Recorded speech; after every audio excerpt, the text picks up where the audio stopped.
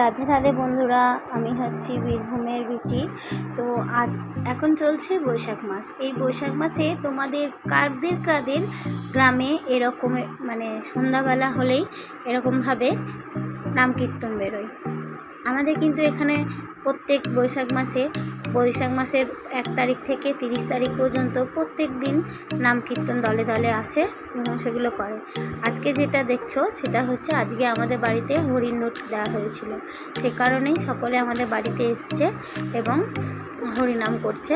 আর আমার গোপুসোনা সেটা বসে বসে দেখছে। আর সেই সুযোগে আমিও একটু সবার সবাইকে একটু তিলক কেটে দিলাম, কারণ তিলক সেবা দিতে হয়। আর বাবা সেই সময় বাতাসা ছিটিয়ে হরিনামের হরিলুট যেটা বলে সেটা করে দিল। আর ভিডিওটা যদি তোমাদের ভালো লেগে থাকে প্লিজ একটু লাইক কমেন্ট শেয়ার করে দিও। রাধে রাধে।